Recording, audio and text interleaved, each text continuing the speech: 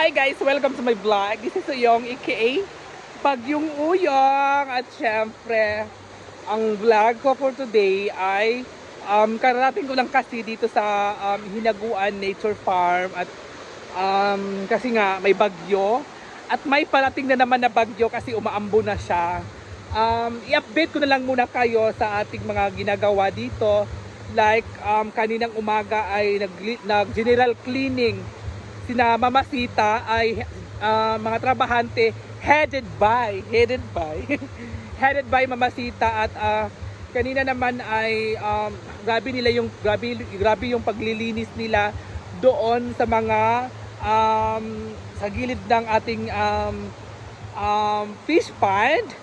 At ngayon naman ay bago bumuhos yung ulan, i-update ko muna kayo dito sa ating ilog. Kasi guys, ang ilog guys ay sobrang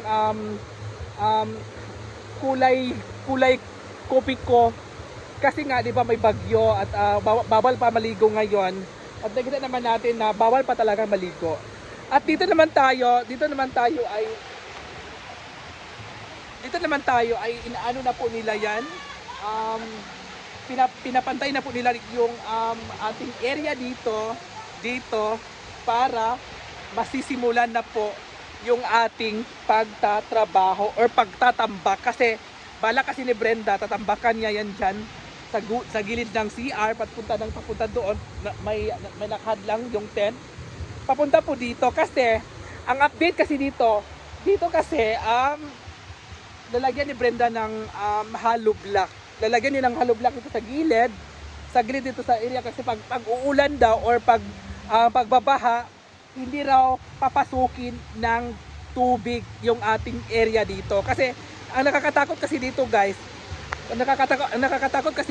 ay pag malakas yung ulan ay yung tubig ay umaakyat papunta dito. Lumilevel po siya dito sa ating yung semento na yan na bilog na parang mesa, ay lumilevel po dyan yung tubig or yung baha dyan sa ilog natin. Kasi iba kasi dito pag umuulan. Pag umuulan dito ay malakas talaga yung ulan, malakas yung buhos, malakas lahat nga. At doon naman sa gilid yung sa ano naman natin ay papapakit yung tubig dyan. Pero mas delikado rito kasi dati pa lang wala pa tong hinaguan, hindi pa to nabili ni Brenda. Ito talaga ay napapasukan talaga ng tubig. At sa nakakita naman sa kanyang video last year, something ganon, bago niya sinimulan tong farm or bago niya binahayan tong farm, ay nakita naman natin dati na gaano kahigpit or gaano lumagpas ang tubig baha dito sa ating hinaguan. O diba? So ngayon guys, at tingnan po natin at itutur ko kayo kung saan yung tinatrabaho at natapos na. Kaya see ya guys, and God bless. Bye! Narga naging si Madam sa 24. Ayan po guys, naglilinis po yung mga mga empleyado hindi, yung mga maintenance boys dito sa ating fish pond. Diba? Yun yung fish pond natin. Linis muna tayo kasi madamo na kasi siya, madami ng damo, so kailangan siya linisan. At nakikita naman natin sila na nagtrabaho talaga, diba?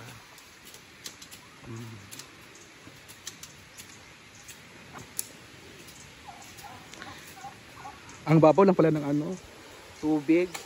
Ay, sunta ng ibang kahoy yun. Ayan po, linis po sila. Yung no? Oo. Pilitson, birthday kay. Kano sa? Karong 16. Oo, magamit na siya. So di ba malinis na siya yung sa gilid konti. At iba yung nagwawalis, si Auntie P yung nagwawalis. Para walang ahas daw na titira.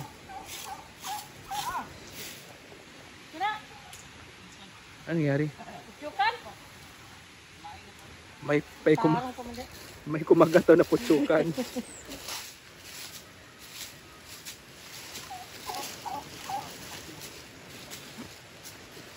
Amigas ko. Sa amigas, putukan na lang.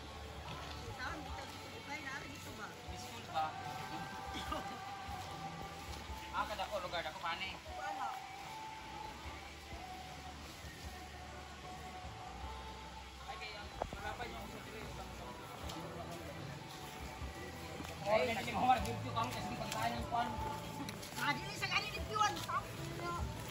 Bisan pag sinubo na nimo makita niya ko na matunaw.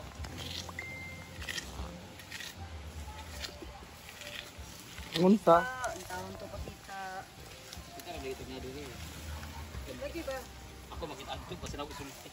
Nasukon. So ayan po guys, may mga tent po dito na nakaharang. Dyan po. At yan po yung ating area. Dyan. At ito naman guys, may ibubulgar muna ako dito sa inyo. Ang balak talaga ni Brenda ay itong kahoy na yan or kawayan ay harangan niya na po yan ng semento. Semento pong ihaharang niya dyan. Hindi na po kawayan yung ihaharang niya. Semento na po. At alam naman natin, ulitin po natin, ito namang area dito, itong sa harap, itong may gilid dyan, may gilid dito at dyan sa basketball court or basta yan na basketball or yung ring na yan, tatanggalin po yung ring na yan at tatrabahuin po yan na gagawing function hall. Function hall po ang gagawin dito. Ha? Function hall ha? Function hall. Di ba ang lawak ng gagawin ni Brenda na function hall? At doon naman sa gilid ay mag-additional siya ng A house. Hanggang dyan po oh, hanggang dyan po yung A house niya. Oo. Diba? So dito muna tayo guys. And please, let's go! Naglalabas si Manot Madam. Ayan sila. Oo. At ayan na, makita natin yung buong paligid. Oo, diba? So ngayon guys, dito naman ay sobrang linis na po dito. Ito ay lupa pa rin to ni Brenda rito. Nilinis na po nila kanina nila ni Mama Sita at saka yung mga trabahante niya. Ayan, doon na pong mga damo dito sa kanyang kuan. Sayang naman, sayang yung mga patula dito. Hindi naluluto.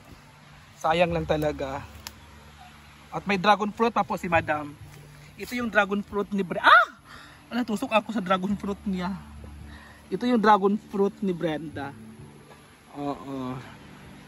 At saka ang lawak talaga ng lupa ni Brenda hanggang dito sa ano natin, titingnan natin. Yung lupa ni Brenda ay yung sa coral na yan, papunta dito, papunta doon sa niyog, yung niyog na yon. Or yung saging, ay yung saging na yan, yung saging. Diyan kalawak yung lupa ni Brenda. Yung may saging na yan, oh. Diba? At nilinis nila po dito. So malinis na siya. Wala nang mga sagbot o diba? At may mga pato pa po doon, naglangoy-langoyan na po yung mga pato. Ayan yung mga pato, lumalangoy. Ang sarap na pato maligo. O diba, yung mga pato naglangoyan. Nawala sila. Diba? At may mga manok po dito si Brenda. May mga manok pa po siya dito. Ito yung manok niya. Ang dami pa pala siyang manok. Ito yung manok niya. Mga alaga niyang manok. Diba? Ito yung mga alaga niyang manok guys. Malalaki na po yung mga manok ni Brenda.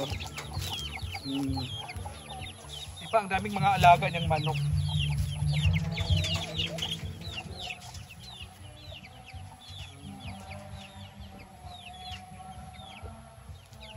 At alam nyo guys, dito naman po tayo sa kulungan ng mga halo-halong alagang pato at manok ni Brenda at pabo. May pabo na rin dito. At yan po guys, may mga manok pa po. Diba sobrang dami na po ng mga manok ni Brenda. At yung pato naman niya ay dumadami pero inuulam minsan. At dito naman tayo sa fish pan, na sobrang linis na po talaga siya yung fish pan natin. Ayan po yung fish pan natin, sobrang linis na po. Kasi nilinis na po kanina ng ating mga maintenance boys.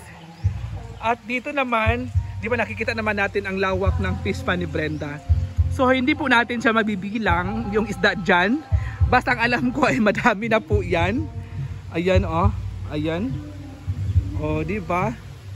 So mag-try tayo magpakain tayo ng ng isda.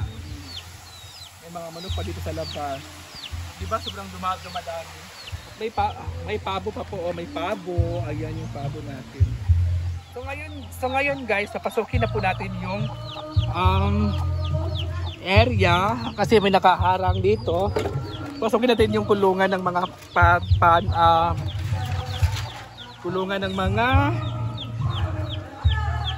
pato ni Brenda. O, diba? Nakikita naman natin yung mga pato. Halo-halo po to dito guys.